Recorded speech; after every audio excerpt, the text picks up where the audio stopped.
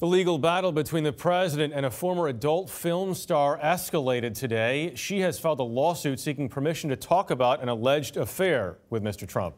His legal team denies the affair and says she needs to follow a non-disclosure agreement. Our chief legal correspondent, Jan Crawford, has more on this now. Jan?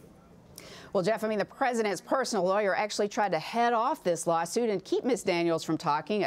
Got a temporary restraining order last week through private arbitration that he says, among other things, blocked her from filing it. And the White House says that proves the president has prevailed. But her lawyer told CBS News moments ago that those claims are, quote, ludicrous.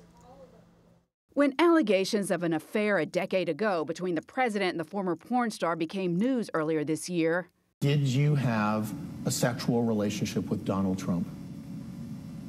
Stormy Daniels went on late-night television and said her lips were sealed. Do you have a non-disclosure agreement? Do I?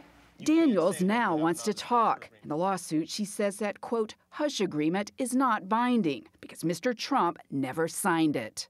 Daniels alleges she started an intimate relationship with Mr. Trump in the summer of 2006 that continued well into 2007. That would have been shortly after his wife Melania gave birth to their son. Flash forward 9 years. Less than 2 weeks before the 2016 election, Daniels signed the non-disclosure agreement under the pseudonym Peggy Peterson, taking $130,000 in exchange for her silence. Mr. Trump's personal attorney, Michael Cohen, also signed the agreement, but the lawsuit says Mr. Trump, using the alias David Dennison, left his signature line blank.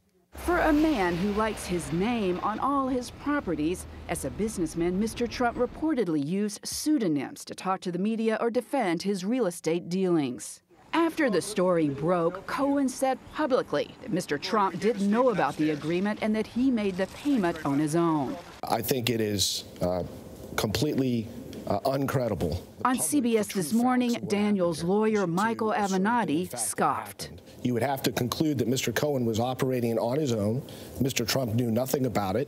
And in fact, the drafted agreement had a place for Mr. Trump to sign, multiple places. CBS News legal analyst Ricky Kleeman says it's not whether Mr. Trump knew about the agreement and failed to sign it. The key issue of whether Daniels can tell all is that Cohen broke the secrecy. It sounds like you're saying that's a pretty good argument. I think the best argument is that Michael Cohen talked about it and that therefore the door is open. Right. So, Jan, if Attorney Cohen compromised the agreement, then potentially by talking, why can't Daniels talk too? Why then does she need to file this lawsuit? Well, here's the thing. There is a clause that she would have to pay $1 million in damages to a person she said is Donald Trump every time she talked. So, it would at least be in her interest to try to get approval from a judge before she says anything. Jeff? Chief legal correspondent Jan Crawford. Jan, thanks very much on this.